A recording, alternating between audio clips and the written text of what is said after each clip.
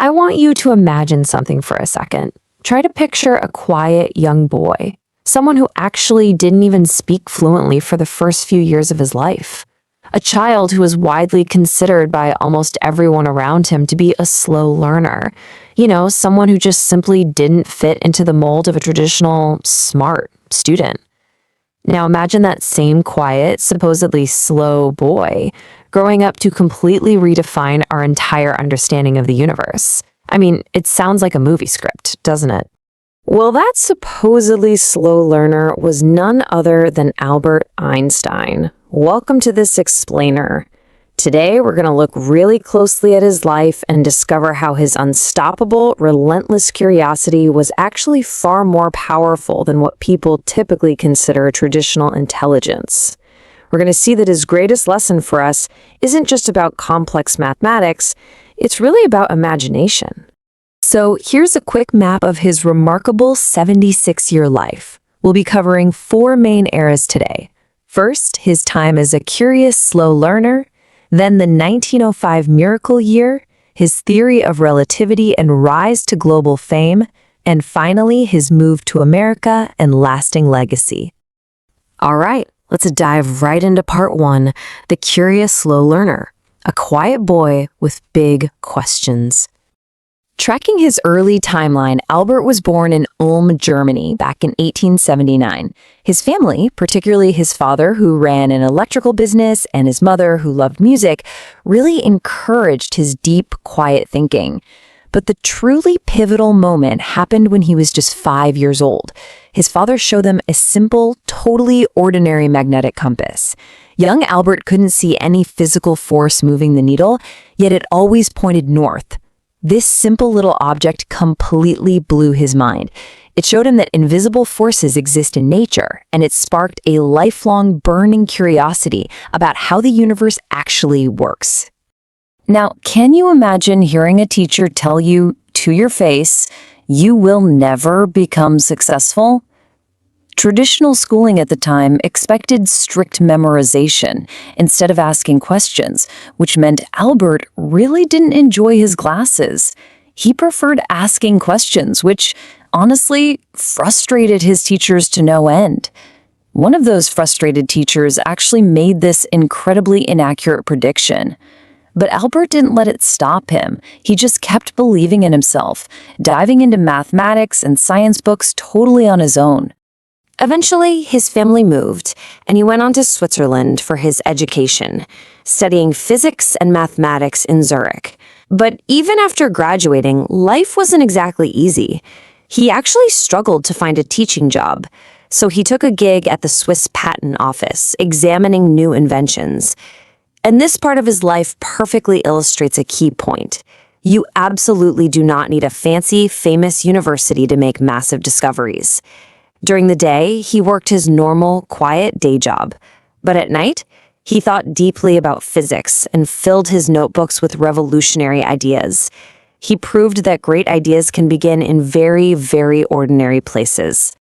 Which brings us to part 2, 1905, the miracle year. 4 papers that changed physics. In just a single year, while still working at that patent office, by the way, he published 4 scientific papers that completely shattered the foundation of physics. He explained how light behaves. He proved that atoms are actually real. He developed the special theory of relativity, and he introduced a little equation you might just recognize, E equals mc squared. He answered fundamental questions about light and reality that had puzzled scientists for generations, and he did it all in the span of 1 single year. And we have to talk about that elegantly simple equation. E equals mc squared essentially tells us that matter and energy are 2 sides of the exact same coin. They are deeply connected. It means that even a tiny microscopic amount of matter contains a truly enormous amount of energy. This wasn't just some clever math trick. This specific discovery is literally what helped scientists finally understand how stars work, how the sun burns. It became one of the greatest scientific discoveries ever made. Let's move on to part 3, relativity and global fame, redefining space and time. So how did he actually get there? The crucial point is that his habit of asking really strange questions led to his greatest breakthroughs. He would ask himself things like, what would happen if I could ride on a beam of light? And this highlights the massive paradigm shift he caused. Before Einstein, people firmly believed that space and time were fixed and completely separate things. But after Einstein's thought experiments, he proved that time is not always the same, space is not fixed, and that gravity actually bends space and time together. They are intrinsically connected. He completely altered how modern physics views the universe. Now, at first, a lot of scientists doubted him. His ideas sounded completely unbelievable.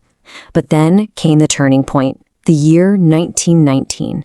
That year, a solar eclipse provided the hard, observable evidence that supported his incredible theories. Newspapers around the globe announced that Einstein had changed science forever. Almost overnight, he transformed from a doubted theorist into the world's most famous scientist. People everywhere suddenly wanted to meet him. But here is a fantastic piece of irony for you. When he won the Nobel Prize in Physics in 1921, it wasn't actually awarded for his famous theory of relativity. Nope, he won it for an entirely different discovery, explaining the photoelectric effect. And that is the very discovery that makes modern electronics and things like the solar panels we use today actually possible. And that brings us to his final chapters. Part 4, America, Peace and Legacy, A Voice for Humanity. In the 1930s, as Adolf Hitler came to power, returning to Germany became far too dangerous for Einstein, who was Jewish. So he left Europe for the safety of the United States, taking a position at Princeton University. Though he was a pacifist who deeply believed in peace, he recognized a terrible threat, and he took the very practical step of warning America about Nazi atomic research by signing a highly famous letter. After the war, he dedicated his massive global platform to speaking strongly for peace, advocating tirelessly against nuclear weapons, and hoping humanity would use science wisely. Through all of this, his wonderfully eccentric personality remained perfectly intact. This was a guy who loved wearing simple clothes, frequently forgot where he placed things, absolutely hated wearing socks, and loved playing the violin and taking long walks. But above all, he prioritized imagination over raw facts. That's perfectly captured in his famous belief, imagination is more important than knowledge. And this perfectly leads us to another one of his most inspiring thoughts.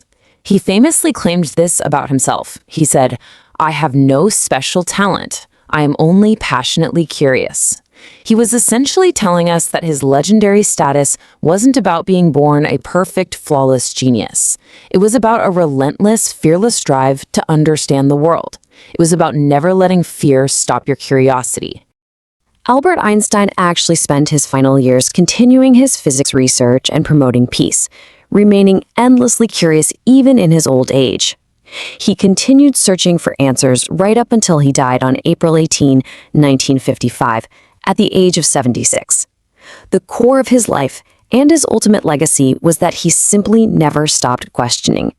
He left us a legacy that teaches us that true success is all about learning, thinking, and just never giving up.